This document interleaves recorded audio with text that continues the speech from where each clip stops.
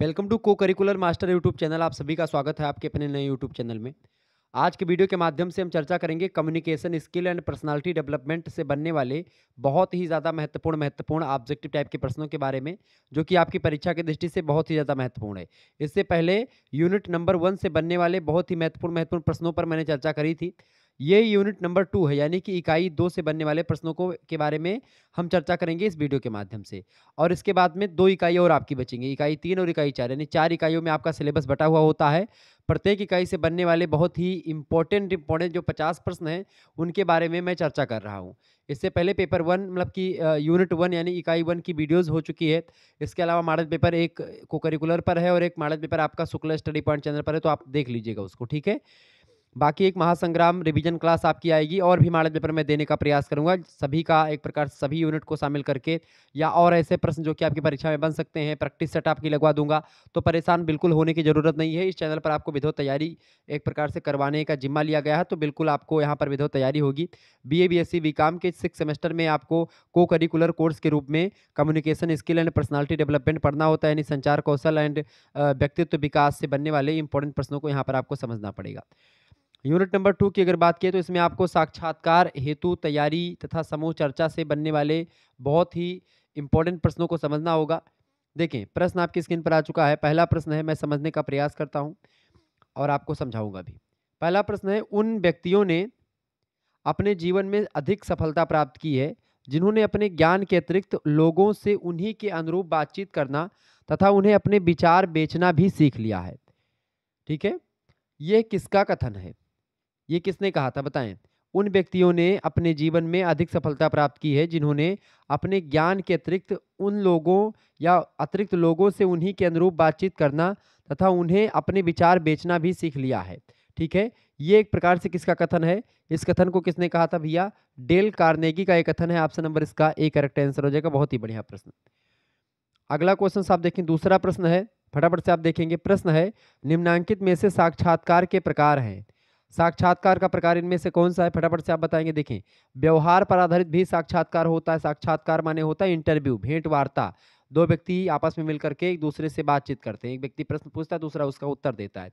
या कभी कभी पैनल इंटरव्यू भी होता है, समूह चर्चा भी होती है, कई प्रकार के। ठीक है, व्यवहार आधारित साक्षात्कार होता है, समूह आधारित साक्षात्कार भी होता है, तकनीकी साक्षात्कार भी होता है। यानी ये सब एक प्रकार से जो है साक्षात्कार के प्रकार हैं। ऑप्शन नंबर इसका घ लगा देंगे ऊपर, तो सभी इसका राइट आंसर होगा। अगला क्वेश्चन से तीसरा नंबर देखेंगे। प्रश्न है, समूह साक्षात्कार में अपेक्षित योग्यता है कंपनी तथा उसके लक्ष्यों की जानकारी, या सामूहिक सकारात्मक दृष्टिकोण बनाने की क्षमता, या दृष्टि संबंध स्थापित करने की क्षमता। समूह साक्षात्कार में अपेक्षित योग्यता, तो अपेक्षित योग्यता की बात की तो कंपनी तथा उसके लक्ष्यों की जानकारी होनी बहुत जरूरी है।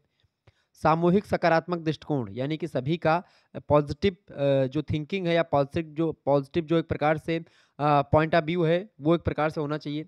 इसके अलावा दृष्टि संबंध स्थापित करने की भी क्षमता होनी चाहिए। यानी समूह साक्षात्कार में ये सभी योग्यताएं अपेक्षित होती हैं। ऑप्शन नंबर इसका घ करेक्ट आंसर हो जाएगा, उपयुक्त तो सभी।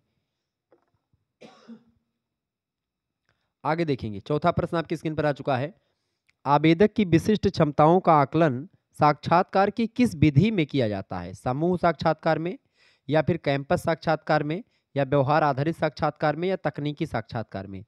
आवेदक की विशिष्ट क्षमताओं का आकलन, मूल्यांकन साक्षात्कार की किस विधि के या किस विधि में किया जाता है? किस विधि के अंतर्गत किया जाता है बताएं?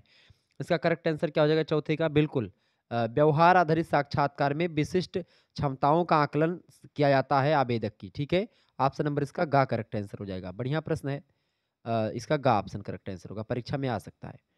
अगला प्रश्न 5वां नंबर देखेंगे। साक्षात्कार से पूर्व आवेदक को निम्नांकित में से किन विषयों की तैयारी करनी चाहिए? वेशभूषा का निर्धारण करना चाहिए, बिल्कुल करने की जरूरत होती है। साक्षात्कार से पहले आपको वेशभूषा क्या पहनना है, ये एक प्रकार से आपको डिसाइड करना चाहिए। इंटरव्यू से पहले आप लोग देखते हैं काला पैंट और जो है एक प्रकार से काला जूता पहनते हैं, फॉर्मल एक प्रकार से ड्रेस में आप होते हैं, टाई वाई भी लगा लेते हैं। केश सज्जा यानी कि बाल-वाल आप बढ़िया तरीके से उसको व्यवस्थित कर लेते हैं, झाड़ते हैं। पगड़ी वगैरह अगर बाँधना है तो पगड़ी की व्यवस्था आप करते हैं, तो ये दोनों बिल्कुल ठीक है। स्वयं को व्यवस्थित करते हैं आप एकदम से कंफर्टेबल फ़ील होकर के तब जाते हैं। तो ये एक प्रकार से साक्षात्कार से पूर्व आवेदक को इन सभी विषयों की तैयारी ज़रूर करनी चाहिए। वेशभूषा का निर्धारण कर लेना चाहिए, केश सज्जा और पगड़ी आदि की व्यवस्था कर लें, स्वयं को व्यवस्थित भी कर लें। ये सभी ऑप्शन नंबर इसका घ करेक्ट आंसर हो जाएगा, उपरोक्त सभी। छठा क्वेश्चन आपकी स्क्रीन पर आ चुका है। प्रश्न आप देखेंगे, निम्नलिखित में से किस विधि या किस गतिविधि को साक्षात्कार यानी इंटरव्यू के दिन नहीं करना चाहिए? इंटरव्यू के दिन क्या नहीं करना चाहिए? फटाफट से आप बताने का प्रयास करें। करेक्ट आंसर क्या हो जाएगा? देखिए, समाचार पत्र का अवलोकन करना चाहिए, बिल्कुल करना चाहिए इंटरव्यू के दिन, क्योंकि उस दिन अगर आप समाचार पत्र पढ़े रहेंगे तो हो सकता है समाचार पत्र से एक प्रकार से सुबह-सुबह जो पैनल में बैठे लोग हैं वो पढ़ कर के आए हों और वहीं से एक आध प्रश्न आपसे पुट अप कर लें। ज़रूरी है कि समाचार पत्र पढ़ कर के आप जाएँ इंटरव्यू देने। दूसरी बात, प्रपत्र व्यवस्थित करना, ये एक प्रकार से मेरे हिसाब से नहीं उतना इम्पोर्टेंट होगा, तो आप यही लगा दीजिए। बाकी व्यवस्थित वेशभूषा पहनना ज़रूरी है। अंतिम समाचार बुलेटिन भी सुनना चाहिए ताकि सारे न्यूज़ आपको पूरे के पूरे दिन की न्यूज़ आपको मिल जाए उस दिन, ठीक है? तो इस तरीके से ये तीनों आपके बिल्कुल राइट हैं। जबकि जो आपका प्रपत्र व्यवस्थित करना, इसका उतना ज़्यादा इम्पोर्टेंस नहीं होता। ऑप्शन नंबर इसका ख करेक्ट आंसर होगा। 7वां क्वेश्चन आप देखेंगे, साक्षात्कार के दौरान की जाने वाली गतिविधि है। साक्षात्कार के दौरान की जाने वाली गतिविधि है, तो साक्षात्कार के दौरान आप देखते हैं, साक्षात्कार कक्ष में प्रवेश के पश्चात दरवाज़ा बंद करें, बिल्कुल ठीक है, ये करना चाहिए। जब आप कक्ष में प्रवेश कर लें तो दरवाज़ा आप बंद कर दें, ठीक है। दूसरी बात, अध्यक्ष की अनुमति के बिना ना बैठें। अगर जो वहाँ पर पैनल में बैठा है अध्यक्ष जो आपका इंटरव्यू ले रहा है, जब तक वो बोले ना तब तक आपको बैठना नहीं चाहिए, उससे अनुमति लेकर के तब बैठें। इसके अलावा तीसरी बात, साक्षात्कार का प्रारंभ अध्यक्ष के निर्देशों पर ही होने दें। अध्यक्ष जैसा निर्देश करे उसी अकॉर्डिंग होने दें, बीच में एक प्रकार से टोका-टाकी नहीं ज़रूरी होती है, ठीक है। तो इस तरीके से तीनों बातें बिल्कुल सटीक होती हैं। साक्षात्कार के दौरान ये तीनों गतिविधियाँ आप कर सकते हैं। घ ऑप्शन करेक्ट आंसर होगा, उपरोक्त सभी। बहुत ही महत्वपूर्ण प्रश्न था। अगला प्रश्न 8वां नंबर देखेंगे, निम्नलिखित में से साक्षात्कार के दौरान की जाने वाली गतिविधि है, बताएं इनमें से। करेक्ट आंसर क्या हो जाएगा इसका? देखें, प्रश्नों के उत्तर पर विवाद अवश्य करें, विवाद नहीं करना चाहिए भाई, ठीक है। प्रश्नों से बचने का प्रयास ना करें। ऐसा ना हो कि कोई प्रश्न अगर आपसे कोई पूछ रहा है तो उससे आप बच जाएँ। मतलब प्रश्न जो प्रश्न पूछा है उसके उत्तर देने का प्रयास करें, बिल्कुल। समय अवश्य देखते रहें, नहीं, समय भी नहीं ज़्यादा देखना चाहिए, नहीं तो इससे सामने वाले को लगेगा कि भई ये एक प्रकार से बहुत ज़्यादा बिज़ी बिज़ी व्यक्ति है, इसको हटा दो, इसको वैसे ही रिजेक्ट कर दो। आप एकदम से इंटरव्यू के लिए गए हैं तो 100% आप इंटरव्यू दीजिए। कितना भी एक प्रकार से समय कीमती आपका क्यों ना हो, लेकिन इंटरव्यू देने गए तो इंटरव्यू ही दीजिए, उसमें बार-बार समय आपको नहीं देखना चाहिए। अपना पक्ष साक्षात्कार मंडल के आधार पर बदल लें, नहीं, ऐसी बात भी नहीं। यानी प्रश्नों से बचने का प्रयास बिल्कुल भी नहीं करना चाहिए। तो ये एक प्रकार से आप साक्षात्कार के दौरान कर सकते हैं, बाकी तीनों गतिविधियाँ नहीं कर सकते। तो ख ऑप्शन इसका करेक्ट आंसर होगा। 9वां नंबर प्रश्न है, जीवन वृत्त के निर्माण में ध्यान रखने वाले तथ्य कौन से हैं? जीवन वृत्त की अगर बात की तो इसमें संक्षिप्तता बहुत ज़रूरी होता है। इसके अलावा सूचनाओं का सत्य होना बहुत ज़रूरी होता है। इसके अलावा अनावश्यक तथ्यों को नहीं रखना चाहिए, ठीक है? जो इम्पोर्टेंट चीज़ें हैं उन्हीं को रखना चाहिए, अनइम्पोर्टेंट चीज़ों को एक प्रकार से हटा देना चाहिए। तो ऑप्शन नंबर इसका डी करेक्ट आंसर हो जाएगा। उपरोक्त तो सभी तथ्य आपको ध्यान रखने होते हैं और यहाँ पर एक ट्रिक मैंने बताई थी आपको कि जब भी आपको हैं ऑप्शन में मिले, तो उसमें हमेशा आप देखेंगे उपरोक्त तो सभी वाला एक डी ऑप्शन मिलेगा और हमेशा वही करेक्ट आंसर हो जाता है, डी, ठीक है? तो इसका घ करेक्ट आंसर होगा। आगे देखेंगे 10वां प्रश्न आपकी स्क्रीन पर आ चुका है। जीवन वृत्त में शैक्षिक विवरण के उपशीर्षक हैं अकादमिक शिक्षण, व्यावसायिक शिक्षा, का और खा दोनों या ना का और ना ही खा, बताएं। जीवन वृत्त में शैक्षिक विवरण के उपशीर्षक कौन से हैं? करेक्ट आंसर क्या हो जाएगा इसका? तो जीवन वृत्त में शैक्षिक विवरण के उपशीर्षकों की अगर बात की जाए तो इसमें एक प्रकार से अकादमिक शिक्षण और व्यावसायिक शिक्षण ये दोनों होते हैं। गा ऑप्शन का और खा दोनों, ठीक है। आगे देखेंगे यहाँ पर भी हैं दिया हुआ है तो आप जान लीजिए प्लूरल में है, यानी ये दोनों होगा। अगर हैं दिया हुआ है और का खा दोनों दिया गया है तो अधिकतर प्रश्न में 90% में गा करेक्ट आंसर होता है, ठीक है। जिसमें अगर का और खा दिया हो या ए और बी दोनों होता है सी में ऑप्शन में। अगला प्रश्न, निम्नलिखित में से समूह चर्चा की विशेषता नहीं है। 11वें करेक्ट आंसर क्या हो जाएगा? निम्नलिखित में से समूह चर्चा की विशेषता क्या नहीं है? यानी 3 इनमें से समूह चर्चा की विशेषताएँ हैं। अब वो तीनों विशेषताएँ कौन-कौन सी हैं? देखें, वाद-विवाद से भिन्न होती है समूह चर्चा, बिल्कुल। इसके अलावा ये या समान बातचीत नहीं, समान बातचीत बिल्कुल भी नहीं होती है। समूह चर्चा समान बातचीत नहीं होती है, ठीक है? ये बात ध्यान रखेंगे। ये परीक्षक के हस्तक्षेप से मुक्त होती है, बिल्कुल होती है। चर्चा विषय पर ही केंद्रित होनी चाहिए, ये बात भी बिल्कुल ठीक है। यानी कि का, गा और घा ये एक प्रकार से तीनों समूह चर्चा की विशेषता के अंतर्गत शामिल हैं। जबकि सामान्य बातचीत यानी खा ऑप्शन जो है ये शामिल नहीं है। तो इसका करेक्ट आंसर क्या हो जाएगा प्रश्न के अकॉर्डिंग? खा ऑप्शन। अगला क्वेश्चन से 12 नंबर आप प्रश्न देखेंगे। बढ़िया प्रश्न है परीक्षा की दृष्टि से। वीडियो को लाइक और शेयर कर दीजिएगा। अगला प्रश्न 12 नंबर प्रश्न है, निम्नांकित में समूह चर्चा की विशेषता है, बताएं। निम्नांकित में समूह चर्चा की विशेषता है। एक का ऑप्शन दिया, प्रत्येक व्यक्ति को अपना दृष्टिकोण स्पष्ट करने की स्वतंत्रता होती है। दूसरा दिया, सभी वक्ता क्रम से अपना पक्ष प्रस्तुत करते हैं। गा ऑप्शन दिया, चर्चा सौहार्दपूर्ण वातावरण में होती है। तो इनमें से एक प्रकार से समूह चर्चा की विशेषताओं की अगर बात की जाए तो ये सारी विशेषताएं हैं। प्रत्येक व्यक्ति को अपना पॉइंट ऑफ व्यू स्पष्ट करने की स्वतंत्रता होती है, समूह चर्चा में बिल्कुल होती है। सभी वक्ता क्रम से अपना अपना पक्ष रखते हैं और उस पर चर्चा होती है। चर्चा सौहार्दपूर्ण वातावरण में होती है, ज़्यादा उसमें एक प्रकार से वो लड़ाई झगड़ा या ऐसा कोई माहौल नहीं होता। तो ये घ ऑप्शन करेक्ट आंसर है, उपरोक्त तो सभी। अगला प्रश्न है, समूह चर्चा हेतु जो है अनुकरणीय बिंदु नहीं है, बताएं। सॉरी, करणीय बिंदु नहीं, मतलब कौन से नहीं करने चाहिए, बताएं। समूह चर्चा में कौन सी बातें इनमें से नहीं करनी चाहिए? समूह चर्चा के दौरान आपको सहभागियों को अपना पक्ष अवश्य सुनाएं। सहभागियों को अपना पक्ष बिल्कुल नहीं सुनाना चाहिए। अपनी सहमति का न्यायोचित कारण दें, बिल्कुल ठीक है, ये बात होनी चाहिए। उचित भाव भंगिमा बनाएं, अस्पष्ट वार्तालाप ना करें। एक प्रकार से इसकी अगर बात की है, जो अनुकरणीय बिंदु नहीं है इनमें से, वो खा ऑप्शन आपका है। 13वें करेक्ट आंसर क्या हो जाएगा? खा ऑप्शन, सहभागियों को अपना पक्ष अवश्य सुनाएं। अगला प्रश्न 14 नंबर, समूह चर्चा हेतु करणीय बिंदु है। समूह चर्चा हेतु करणीय बिंदु है इनमें से, बताएं। तो इनमें से जो करणीय बिंदु यानी समूह चर्चा में क्या क्या चीज़ें करनी चाहिए, तो इनमें देखें, समूह चर्चा में भावुकता से प्रतिक्रिया ना दें, बिल्कुल ये नहीं देना चाहिए। प्रतिभागियों को संतुष्ट करने का प्रयास करें, ये एक प्रकार से करना चाहिए। प्रतिभागियों का अपमान बिल्कुल भी ना करें। इस तरीके से घा ऑप्शन करेक्ट आंसर हो जाएगा। उपरोक्त तो चीज़ें समूह चर्चा में करी जाती हैं, घा ऑप्शन इज राइट आंसर। ठीक है, यहाँ पर भी आप देखेंगे हैं दिया हुआ है और डी ऑप्शन में आपका उपरोक्त सभी दिया हुआ है। तो अब की बार एक प्रकार से कम्युनिकेशन स्किल में आपको बहुत नंबर मिलने वाले हैं अगर आपने इस ट्रिक को फॉलो कर लिया तो। आगे देखेंगे 15 नंबर प्रश्न है, निम्नांकित में साक्षात्कार प्रविधि का गुण है, बताएं। 15 नंबर का प्रश्न का उत्तर क्या होगा? निम्नांकित में साक्षात्कार प्रविधि का गुण है, क्या गुण है भैया? देखिए, लचीलापन, स्पष्टीकरण का अवसर और पूरक प्रश्न पूछने की सुविधा, ये तीनों साक्षात्कार प्रविधि का गुण होता है।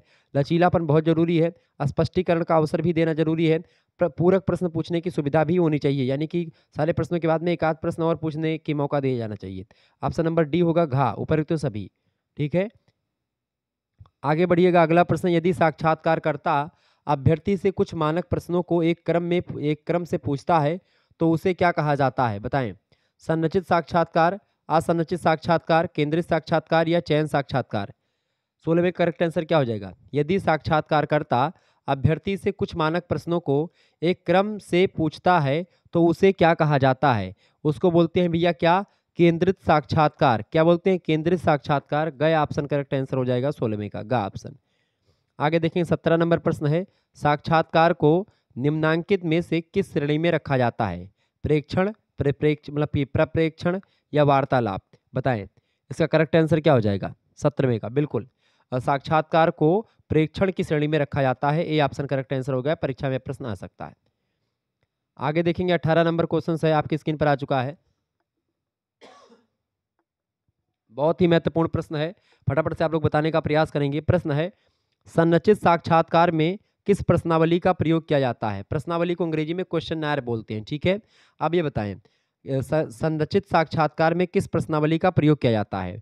तो संरचित साक्षात्कार में किस प्रश्नावली का प्रयोग करते हैं भैया, बताएं। इनमें से साक्षात्कार अनुसूची, साक्षात्कार प्रश्नावली या प्रेक्षण अनुसूची?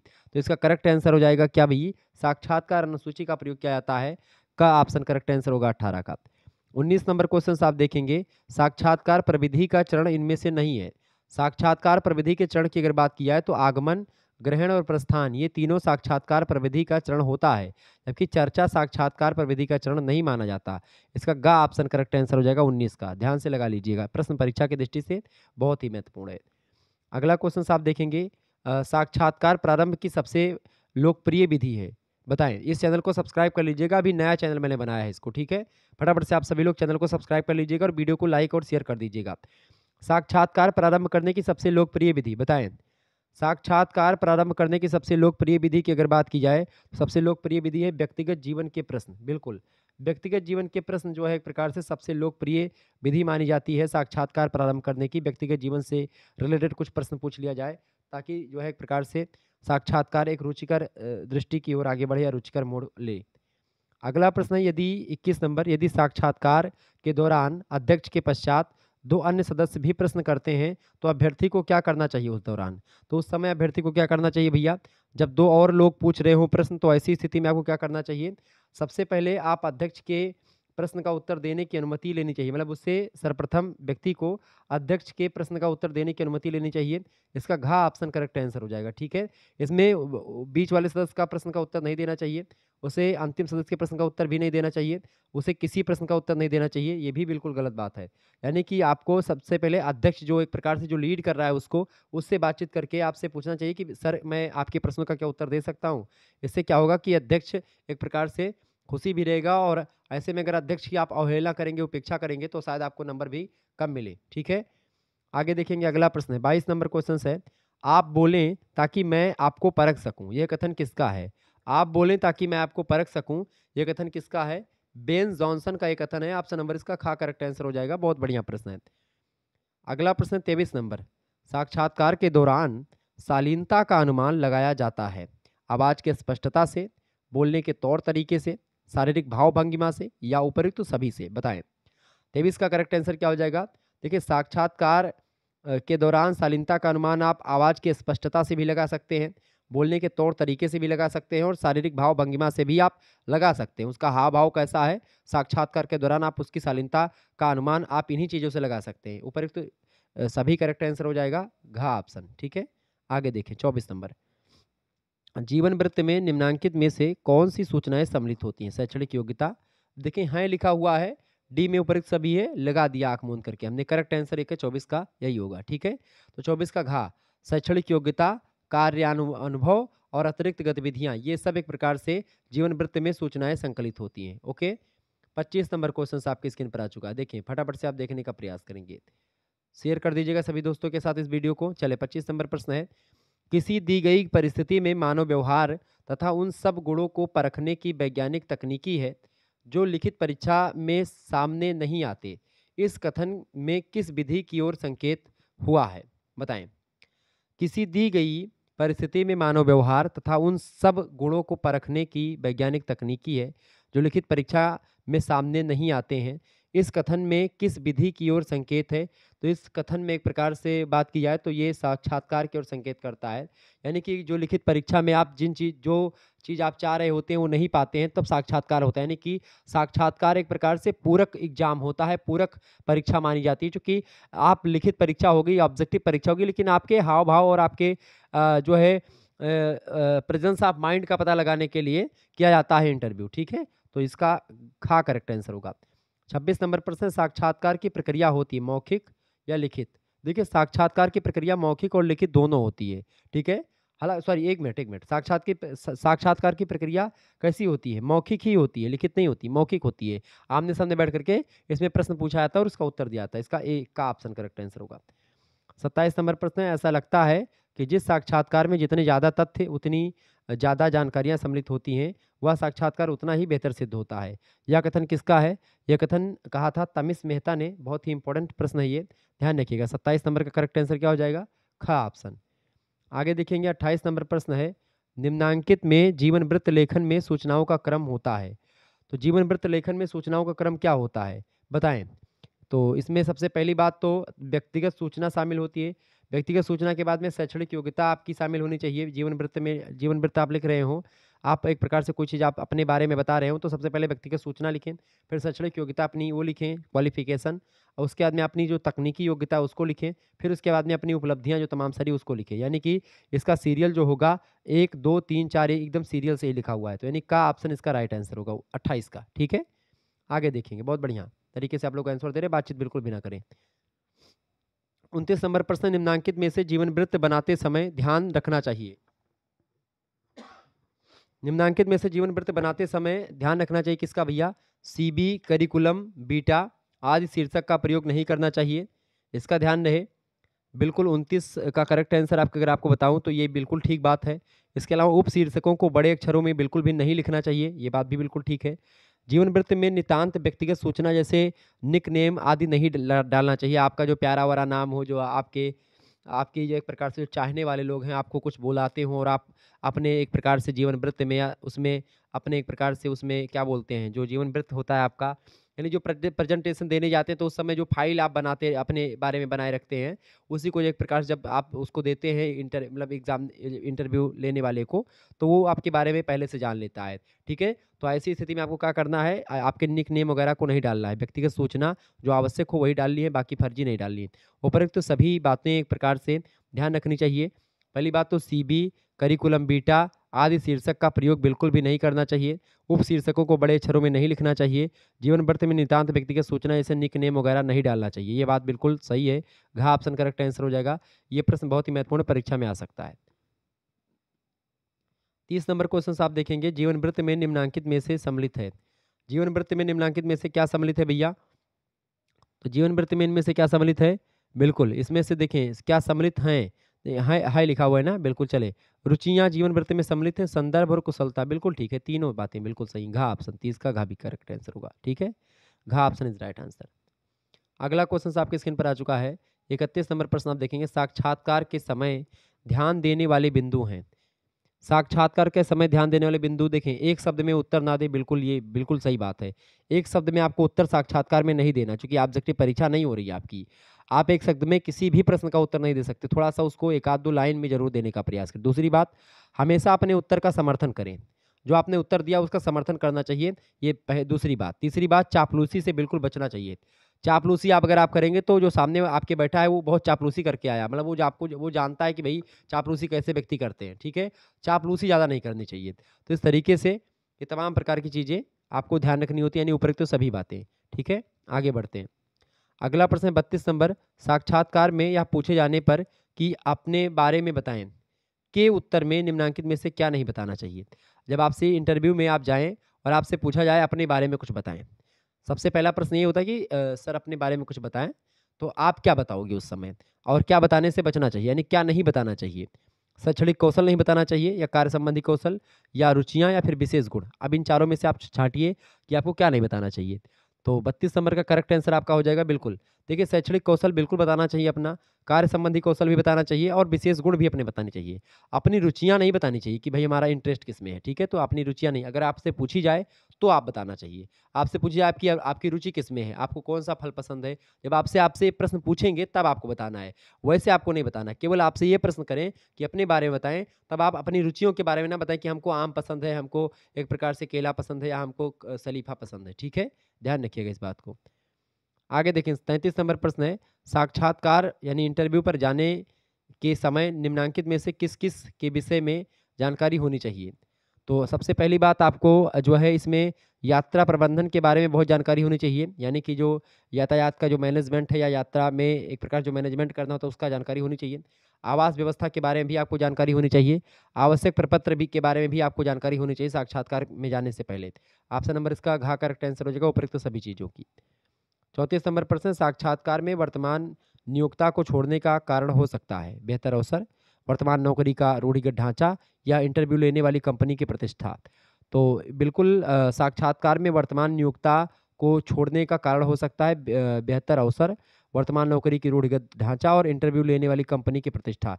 ये तीनों कारण हो सकते हैं नियोक्ता को छोड़ने का वर्तमान में साक्षात्कार में। ऑप्शन नंबर इसका घ होगा, उपयुक्त सभी। 35 नंबर प्रश्न है, साक्षात्कार के पूर्व साक्षात्कारकर्ता कंपनी अथवा संस्था के विषय में निम्नांकित में से क्या जानना आवश्यक है। बताएं, साक्षात्कार के पूर्व साक्षात्कारकर्ता कंपनी अथवा संस्था के विषय में निम्नांकित में से क्या जानना आवश्यक है। संगठन के महत्वपूर्ण व्यक्तियों के बारे में, या मुख्य उत्पाद जो कंपनी बनाती है, या सेवाएं, या फिर कंपनी का संगठनात्मक ढांचा जानना चाहिए, कंपनी में कार्य करने वाले मित्रों के बारे में आपको पता करना चाहिए। तो साक्षात्कार देने से पहले आपको किसके बारे में पता होना चाहिए भैया, किस किस चीज़ के बारे में पता होना चाहिए। बिल्कुल आप सभी लोग सही सोच रहे हैं, कंपनी में कार्य करने वाले मित्रों के बारे में के विषय में जानना आवश्यक होता है। ऑप्शन नंबर इसका घ करेक्ट आंसर हो जाएगा। अगला प्रश्न 36 नंबर, समूह चर्चा के विषय में असत्य है। समूह चर्चा के विषय में असत्य है, क्या असत्य है भाई। देखिए, समूह चर्चा के विषय में उम्मीदवारों की संख्या निर्धारित नहीं होती है, बिल्कुल ये सही है। प्रत्येक उम्मीदवार को क्रम संख्या प्रदान किया जाती है, ये भी सही है। निर्धारित भाषा का ही प्रयोग किया जाता है, ये भी बात बिल्कुल सही समूह चर्चा में। समूह चर्चा के विषय में असत कथन है, उम्मीदवार का नाम बताना अनिवार्य होता है, ये बिल्कुल ये कोई बात नहीं है।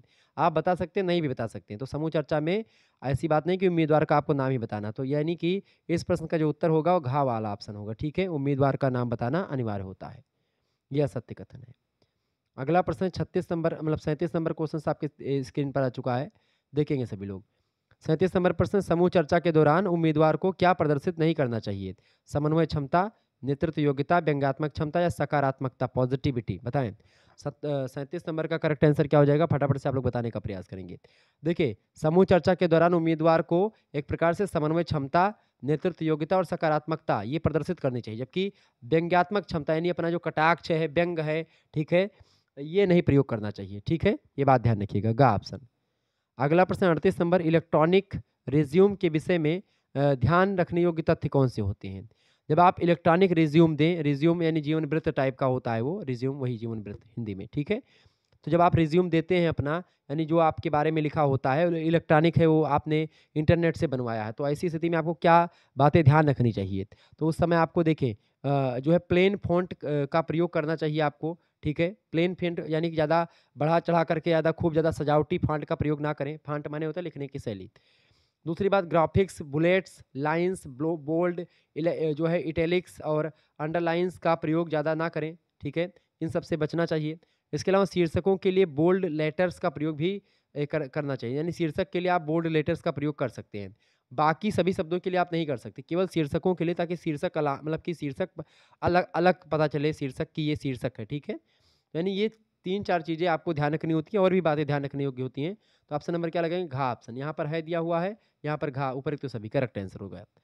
आगे देखेंगे, अगला प्रश्न है, साक्षात्कार के पश्चात निम्नांकित में से कौन सी गतिविधि आपको नहीं करनी चाहिए?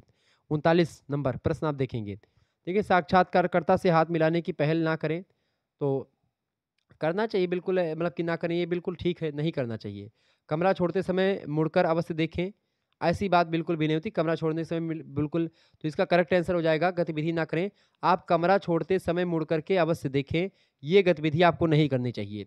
आप एक प्रकार से इंटरव्यू दें और बाहर निकल जाएँ, आप बार-बार घूम कर के ना देखें, ठीक है? ये गलत मैनर माना जाता है। तो इसलिए दूसरी बात, दरवाज़ा अवश्य बंद कर दें, ये सबसे ज़बरदस्त चीज़ है। और धन्यवाद ज़रूर देना, धन्यवाद दें, दरवाज़ा अवश्य बंद कर दें। इसके अलावा साक्षात्कारकर्ता से हाथ मिलाने की पहल ना करें, ये बात भी एक प्रकार से करनी चाहिए, मतलब कि साक्षात्कारकर्ता से हाथ ना मिलाएँ, आप उनको धन्यवाद दें, ठीक है? और उसके बाद में चल दें, हाथ मिलाने का कोई ज़रूरत नहीं होती है। क्लियर? ये बात ध्यान रखेंगे। यानी इसका करेक्ट आंसर क्या हो जाएगा, ख ऑप्शन। अगला प्रश्न 40 नंबर, मानसिक सतर्कता के अंतर्गत सम्मिलित है, बताएँ। मानसिक सतर्कता के अंतर्गत सम्मिलित है।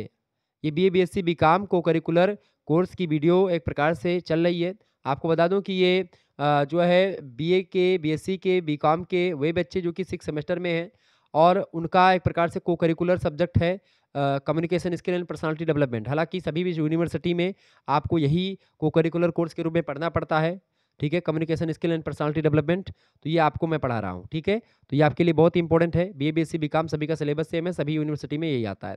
तो आप इन प्रश्नों को रट लीजिएगा। अगला प्रश्न मानसिक सतर्कता के अंतर्गत सम्मिलित है। मानसिक सतर्कता के अंतर्गत क्या संकलित है, क्या सम्मिलित है? देखिए, शीघ्रता से विचार करना, शीघ्र प्रतिक्रिया प्रतिक्रिया करना, उचित तर्कों को प्रस्तुत करना। शीघ्रता से विचार करना, शीघ्र प्रतिक्रिया करना और उचित तर्कों को प्रस्तुत करना, ये मानसिक सतर्कता के अंतर्गत सम्मिलित होता है। ऑप्शन नंबर घ करेक्ट आंसर हो जाएगा, उपरोक्त तो सभी। आगे देखेंगे, अगला प्रश्न है, निम्नांकित में से साक्षात्कार का उद्देश्य नहीं है।